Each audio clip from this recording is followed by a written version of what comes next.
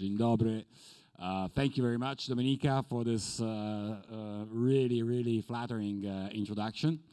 I don't have slides in front of me, right? So I have to kind of turn myself, and I shouldn't be leaving the spot, they tell me. Okay, so I'll be turning a little bit. When I told Domenica I was gonna, talk about the big crunch, she immediately asked me, "Are you not gonna talk about cosmology and the universe and Einstein's field equations?" No. To better explain what I would like to talk about is this, starting from this. This is a story about 20 years ago. I don't know if anyone has gone through this. I went through that. This is a story that played dramatically on the floors of the New York Stock Exchange. What you see here is the NASDAQ index. That thing over there is not a stock. It's not a corporate bond. It's not a future. It's a full freaking index of a stock exchange, okay? It's the NASDAQ Technology Index. Not a nice story, as you can see. It's centered in year 2000. That's when this happened, okay? I don't know if you ever heard about it. If you didn't, might as well go and, read some history books. This was a time when, it seemed like you could just throw money at companies and the money would just grow. And this is a magnificent, cover from a magazine from San Francisco. Did you already make your first million, right? It didn't play out so well. This was a time when, does anyone know any of these companies here? Anyone know? All of these were not exits, they were major exits. All of these companies went listed on the NASDAQ.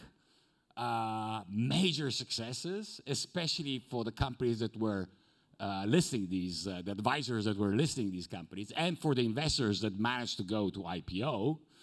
It was a pretty dramatic story for the founders. They saw almost no money there. These companies were, these weren't just, like small caps. These were at the time big caps, large caps. They were major successes, or at least presumed to be. And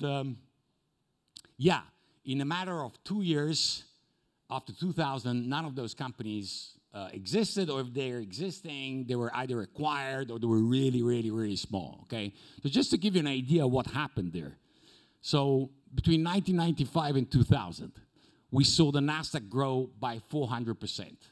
I mean, the last time you saw an index grow so much, okay? You had companies that had a price-to-earning ratio of above 200. That means that you invested in one of these companies, literally the earnings that they were returning you were at 0.5%, okay? At peak.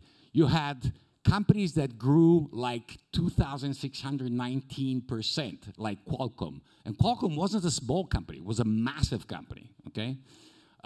You had, of course, all non-tech companies racing to acquire these tech companies. There was a major acquisition by Time Warner of AOL, which was, told as the biggest M&A operation in history. Telcos went crazy, and governments felt, you know what, we can rip off a little bit the game as well, and they started issuing these licenses for 3G. Imagine 3G at ridiculous prices, 20, 30 billion. Companies were paying 30 billion to acquire the licenses to operate 3G. Networks, and countless IPOs, and of course a lot of money for the usual suspects, advertising, chip manufacturers, database manufacturers, networking manufacturers, and so on. Someone saw some real money there, right? But then, in a couple of years, this happened. 5 trillion vaporized on the stock exchange. Nothing similar had ever been seen, okay? And of course, this hit also the venture capital industry. You can see 2000, huge peak, and by 2017, venture capital was still at about half. This is venture capital expenditure in the US, okay? And of course, right after the 2000, everyone was pretty feeling depressed. There was a pretty strong doom and gloom feeling, and most investors were just, they just didn't want to know anything about tech. A lot of entrepreneurs was just running away. A lot of entrepreneurs that, were billionaires, literally, in paper, found themselves with absolutely nothing. And so, what's the moral of the story? Well, the moral of the story is that behind the headlines, behind the news, these guys were growing. Okay? Check them out. Amazon, 1994. eBay, 1995. Netflix, 1997. Google, 1998. And, all the rest of these guys. No one was really paying attention to these guys. I mean, the most significant story is Google. Yes, it was kind of fancy company. I mean, these crazy guys. But, the hype was on who's going to make, the big video platform. Who's going to make the, the new networking telco company and so on. So this is just to say that even today, because this is what's happening now, okay? I don't know if you're familiar, if you've gone through fundraising, probably you know that in the last few quarters, it has become a little bit harder, okay? We've seen something very similar in venture capital last year, or let's say 2 years ago, similar to what happened in 2000. A huge hype, a huge boom in investing, valuations growing to record levels, and now everything falling down apart, okay? So what's the moral here? Well, I don't know if there's a moral. There may be a couple of suggestions for entrepreneurs, but before I do that, let me just give a quick, brief intro to who I am. I'm a tech entrepreneur. Jestem Polakiem, you say that? Moja mama jest Polką. That's as much Polish as I can say. My father is South African, but I was born in Milan. I grew up in Rome. I'm Italian. I'm Roman, actually. I studied physics, but back in the 90s. And I got caught up in that dot-com boom. It was so exciting, I didn't drop my studies. I took my degrees and everything, but then I decided I want to be a tech entrepreneur, okay? It was so fun. And I had crazy amounts of stock options in these companies. I managed to get one series exit, luckily enough, but then I saw it all, as it hyped up and just came falling down in pieces.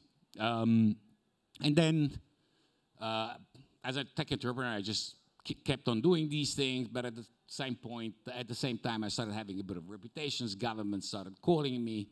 And then about 12 years ago, I started also doing some first investments. And if you're looking any reference, that's my email. You want to reach out to me, that's my Twitter handle. I love short Twitter handles. Well, that's because I was one of the first to get on that platform. And especially over the last 7 years, I've been specializing in agri-food-tech, so companies that do technologies in the agri-food industries. This is a bunch of companies I've invested, about 26, some going pretty well. I've invested in things like this, but especially this. I mean, precision farming, done a bit of that stuff, but also this stuff here, robots delivering food. This is a company based in Silicon Valley that is doing pretty well, actually. And I've seen it all again, right? Over the last kind of 10 years, I've seen this sector, the agri-food-tech sector, really growing in a massive way. When I launched an accelerator called Startupbootcamp FoodTech in 2016. There were 5 of us globally. Now there are about 250, more like 270. Doing this job, acceleration, incubation, startup foundries in the agri-food space. And look at the capital. It was like 8 billion in 2016, and it was 50 billion in 2022, okay? So dramatic growth. And of course, it went all crumbling down last year. And it doesn't seem it's going any better now. But it could go worse. The global expenditure in venture capital has gone dramatically badly, okay? So from the peak in, when was it? Q4 2021. You may ask, why? Why in 2021? Well, actually it was the COVID, it was the pandemic that kind of drove everything crazy. Because there was this idea that, oh, finally, a lot of technologies that were sitting there are going to be accelerated by the pandemic. Think of delivery, think of a bunch of other things. You know, kind of acceleration, digitization of economies, remote working, and all this kind of stuff.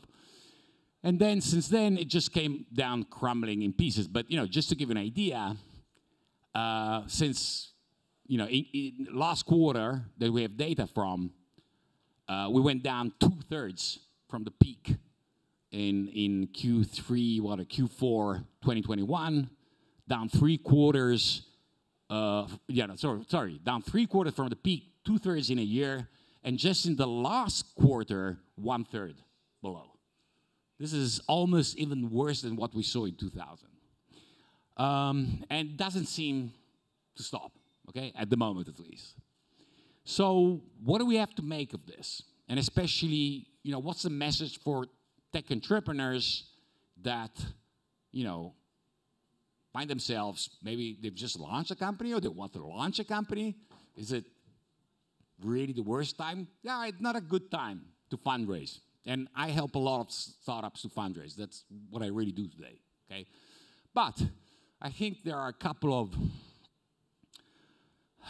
messages that we can bring out that I think can help focus and help decide. The first, of course, you know, this is what everyone is saying, okay? Back to basics, okay? Let's focus on the real stuff. Let's focus on real revenue. Let's focus on, you know, on seeing companies that are capable of reaching break even.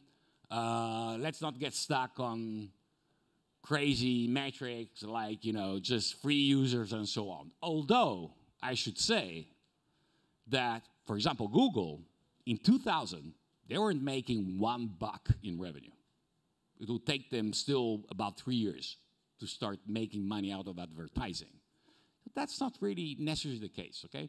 We're not necessarily talking of revenue generation as something that really signals that the company has a real prospect of generating business, solid business in the future.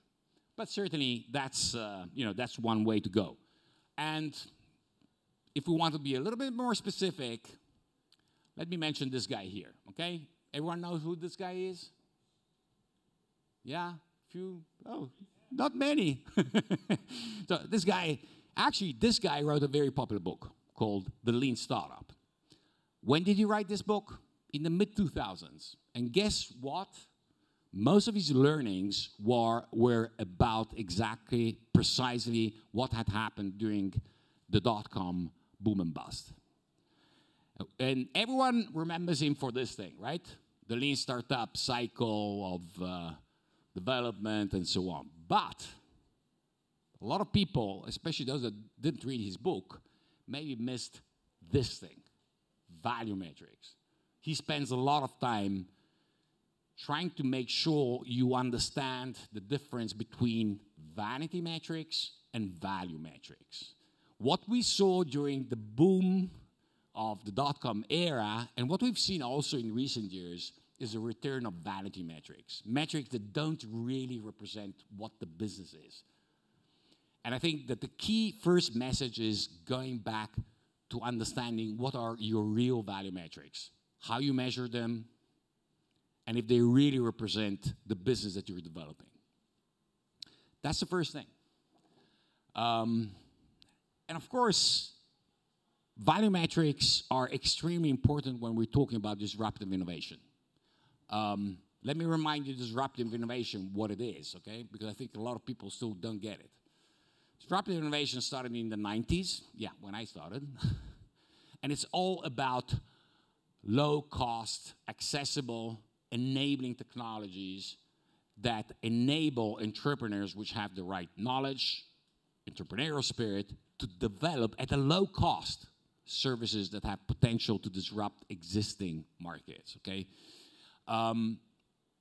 And when you're dealing with this kind of stuff, especially when you're not capable of measuring, the real return in terms of revenues, that's where you have to really start thinking a little bit more deeper in terms of, what represents value for your company, and especially for your customers, right? Because in the end, it's your customers who really generate the stuff. Hello. And the second message I want to give is in terms of fundraising, okay? It's a hard time to fundraise, so I think that's where I can leave you with, this final piece of content. I help a lot of companies in doing this. And we're doing fundraising even though. I mean, we have companies that are still managing to get pretty good deals. One of the most evident effects of the big crunch that we're seeing here now is valuations dropping. Valuations have been dropping so fast that the investors that invested in 2021 at certain values are now in the position of having to put money at lower valuations where they themselves come in. Okay, so there's a huge, massive drive for valuations to go down, and of course, that why is that happening? Well, because there's less capital available and prices go down. That's pretty obvious, right? But still, I think there are some main guidelines that it's good to remind everyone. Okay, and to do this, let me mention friends from Seed Camp. Because this is something that all entrepreneurs ask me all the time, especially when they're going in their first kind of fundraising experience. What's the price of my company? What's the price of my deal? And remember, no matter what consultant will tell you, that they have some smart calculation out of your business plan in terms of multipliers that's going to determine exactly your price, that's not how pricing of your company, especially if you're in a seed stage or even in Series A, is going to work, okay? It's all about this stuff here, okay? It's about what are the market forces at play, especially in your industry. What's the balance or imbalance in terms of capital and supply of startups? And as you see, there's a pretty bad imbalance at the moment going on in terms of availability of capital.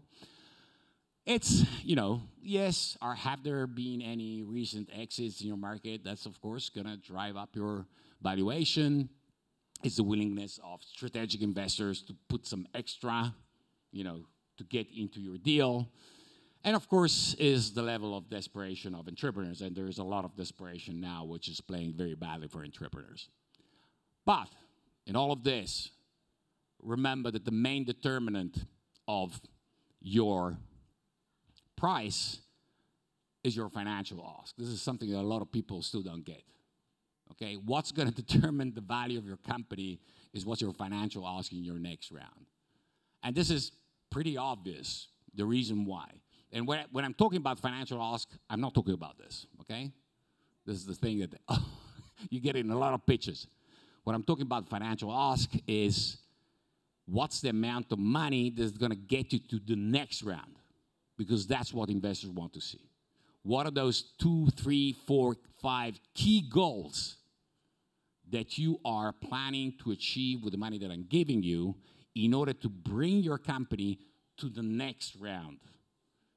Because that's the kind of expectation that investors in the next round are going to have in terms of your company.